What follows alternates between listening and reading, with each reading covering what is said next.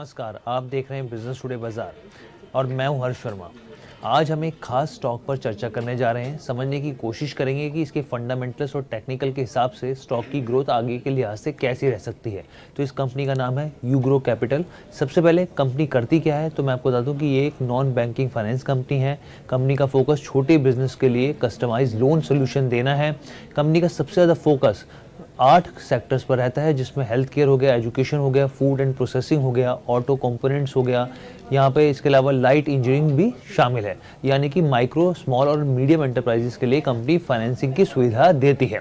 इसके फंडामेंटल्स की बात करते हैं हम यहाँ पे। देखिए, तो सबसे पहले रेवेन्यू की बात करते हैं। साल 2019 में कंपनी का जो रेवेन्यू था वो 43 करोड़ रुपए था। साल 2020 में ये डबल होकर 105 करोड़ रुपए पहुंच गया। साल 2021 में देखें तो ये बढ़कर 153 करोड़ रुपए आया। वहीं फिर उसके अगले साल की बात करें, साल 2022 की, तो 312 करोड़ रुपए पहुंचा यहाँ पे। 2023 की बात करें तो ये एकदम डबल होके 684 करोड़ पर आया और मार्च 2024 में इसका जो रेवेन्यू है वो 1000 क्रॉस कर गया। 1048 करोड़ पर रेवेन्यू आता हुआ दिखा। यानी साल 10 साल के हिसाब से अच्छी ग्रोथ, बहुत अच्छी ग्रोथ देखने को यहाँ पर रेवेन्यू के हिसाब से मिली है। कंपनी के प्रॉफिट को देखें तो साल 2019 में ये 3.9 करोड़ का था, तो वहीं वित्त वर्ष 2023 में ये बढ़कर 40 करोड़ रुपए पर आ गया। FY24 के Q4 को देखें तो मुनाफा जो है 132% से बढ़कर 32 करोड़ यहाँ पर हो गया है। यानी कि 132 करोड़ का 132% का जंप है और ये 132% बढ़कर करीब 32 करोड़ के आसपास आया है। वहीं आय के मोर्चे पर देखें तो आय जो है वो 52% बढ़कर 330 करोड़ रुपए पर आई है। एसेट अंडर मैनेजमेंट, जिसे AUM कहते हैं, यहाँ पर भी 48% की ग्रोथ देखने को मिली है। 48% बढ़कर 9000 करोड़ के पार पहुंच गया है। जबकि Q4 में FY23 के Q4 की बात की जाए, यहाँ पे ये 6081 करोड़ था। यानी कि 6081 करोड़ से बढ़कर 9000 करोड़ यहाँ पर देखने को मिला है क्वार्टर ऑन क्वार्टर बेसिस पे। अब इंडस्ट्री के पी की बात करते हैं। इंडस्ट्री का पी कितना है, 24 के आसपास है, जबकि इस कंपनी का पी 21 के आसपास है। अगर इसके अर्निंग पर शेयर को देखें तो मार्च 2021 में ये 4 रुपये के आसपास था। वहीं मार्च 2024 में बढ़कर करीब 12 रुपये 86 पैसे पे पहुंच गए। यानी कि 2021 में 4 रुपये के आसपास था, वहाँ से बढ़कर 12 रुपये 86 पैसे पे पहुँचता हुआ दिखा है। हाल ही में कंपनी ने 2 बड़े कदम उठाए हैं। पहला ये कि जो माई शुभ लाइफ है, जो एक फिनटेक कंपनी है, उसका अधिग्रहण किया है। इस प्लेटफॉर्म से करीब 1.5 करोड़ व्यापारी जुड़े हुए हैं। माई शुभ लाइफ पहले से ही मर्चेंट फाइनेंसिंग कंपनी जैसे कि फिन लैब्स हो गया, फिनो, एयरटेल पेमेंट बैंक हो गया, मोबीक्विक हो गया, इसके अलावा इजी पे हो गया, इसके साथ पार्टनर है। दूसरा कदम, कंपनी ने वारंट और डिवेंचर के जरिए करीब 1300 करोड़ रुपए जुटाए हैं यहाँ पर। इस डील के जरिए कंपनी का दावा है कि इससे कंपनी की बड़ी संख्या में नए रिटेल कस्टमर्स को जोड़ सकेगी। अगर आप इसके रिटर्न्स को देखें, पिछले 5 दिनों के हिसाब से अगर आप देखें तो यहाँ पर इसने करीब आपके सामने हम लोग दिखाई रहे हैं रिटर्न, तो करीब 2.5% के आसपास का रिटर्न दिया है इसने, स्टॉक ने। इसके अलावा अगर आप 1 महीने का देखें तो करीब 10% के आसपास का रिटर्न दिया है। 1 साल के हिसाब से देखें तो 32 से 30% के आसपास का रिटर्न दिया है। अब इसके दूसरे पहलुओं को भी समझना यहाँ पे ज़रूरत है, क्योंकि हर सिक्के के 2 पहलू होते हैं। तो एक चीज़ तो आपने देख लिया, दूसरी चीज़ क्या है, तो लेकिन उससे पहले मैं आपको एक बार मार्केट एक्सपर्ट जो है यहाँ पे रवि सिंह, उनके आपको बाइट सुनाता हूँ, उनका स्टॉक के ऊपर क्या कहना, जो कि तमाम अभी हमने सब चीज़ों पे चर्चा की। उसके बाद इसके दूसरे पहलू को जानना ज़रूरी है, इसके market cap plus promoters holding. बहुत ध्यान से सुनिएगा आगे। बिल्कुल, आपने हर्ष जी यहाँ पर एकदम क्लियरली पूछा है। और इस समय अगर यूग्रो कैपिटल के पूरे स्टॉक स्ट्रक्चर को अगर समझने की कोशिश करें तो जब स्टॉक ने एक पहला रनअप दिखाया था 180 से इसका रनअप स्टार्ट हुआ। फंडामेंटल फ्रंट पर वहां से ही आप देखें तो एक ट्रैक्शन शुरू हुआ था।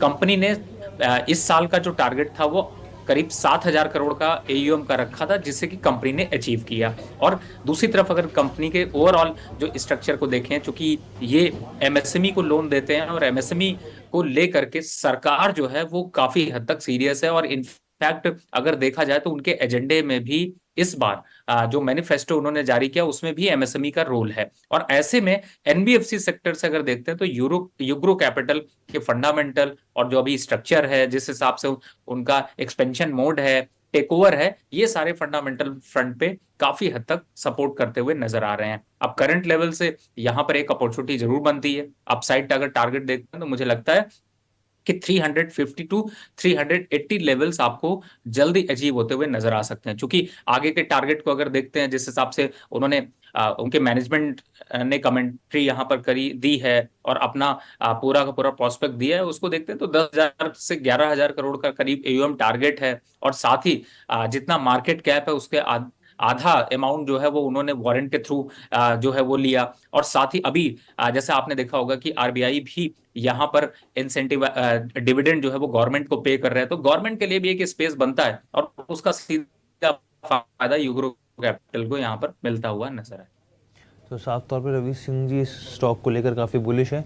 अब यहाँ पे दो चीज़ों पर ध्यान देने की बहुत ज़रूरत है। पहली बात ये कि कंपनी का जो कुल मार्केट कैप है वो देखें तो करीब 2,619 करोड़ के आसपास है, जबकि कंपनी का जो कर्ज है यहाँ पर देखें वो 4,653 करोड़ है। तो ये एक तो पहली चीज़ हो गई यहाँ पर कि आपको बताएं कि मार्केट कैप के मुकाबले जो कर्ज है वो ज़्यादा दिख रहा है। दूसरी बात ये कि कंपनी की जो प्रमोटर्स की हिस्सेदारी है वो महज 2.23% है। तो इसको किस नज़रिए से समझना चाहिए निवेशकों को, यहाँ पे दोनों चीज़ों को। इसके लिए हमने बात की रवि सिंह जी से, सुनिए उनका क्या कहना है इस बात का।